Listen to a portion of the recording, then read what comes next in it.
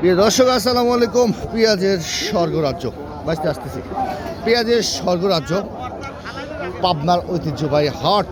এখন কিন্তু প্রতিটা হাটেই কিন্তু আমরা এমন চিত্র দেখতে পাচ্ছি, যেদিকে তাকায় পেঁয়াজ আর পেঁয়াজ, পেঁয়াজের পাহাড়। প্রিয় দর্শক, এমন চিত্র কিন্তু এখন পেঁয়াজের আজকে অবস্থান করছে পাবনা জেলার সেই বৃহত্তর পেঁয়াজের হাট, ধুলাউড়ি পেঁয়াজের পাইকারি হাট।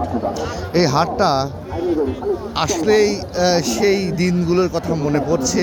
আবারও হাটটা কিন্তু সাজিয়ে গুছিয়ে, পরিবেশটা কিন্তু অন্য রকম একটা পরিবেশ দেখতে পাচ্ছি আমরা।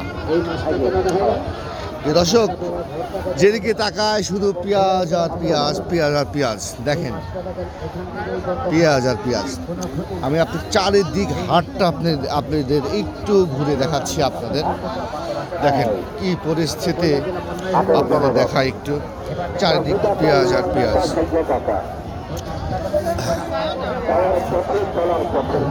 এমন পরিবেশ কিন্তু মনে হচ্ছে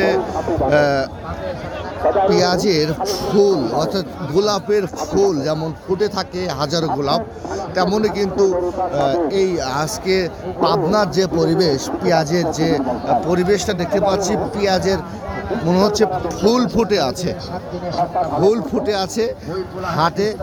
আর মনে হচ্ছে আমার পেঁয়াজের পাহাড়। দেখেন, পেঁয়াজের পাহাড়, বিশাল পাহাড় পাহাড় দেখতে পাচ্ছি কিন্তু কোনোদিন প্রস্তাব করবেন না। দেখছেন, আসতে দাঁড়ান, দেখতে পাচ্ছেন দর্শক।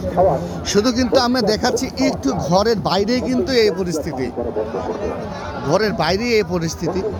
আমরা যদি ঘরে দেখাই তাহলে বুঝতে পারছি না। এই দেখেন, ওই পাশ থেকে ঘর, টোটাল ঘর কিন্তু ভর্তি, ভরা পুরা ঘর, বিশাল বিশাল, আরো বিশাল বিশাল ঘর কিন্তু। দর্শক, এটা হচ্ছে পাবনার বর্তমান চিত্র কিন্তু আমরা দেখতে পাচ্ছি বিভিন্ন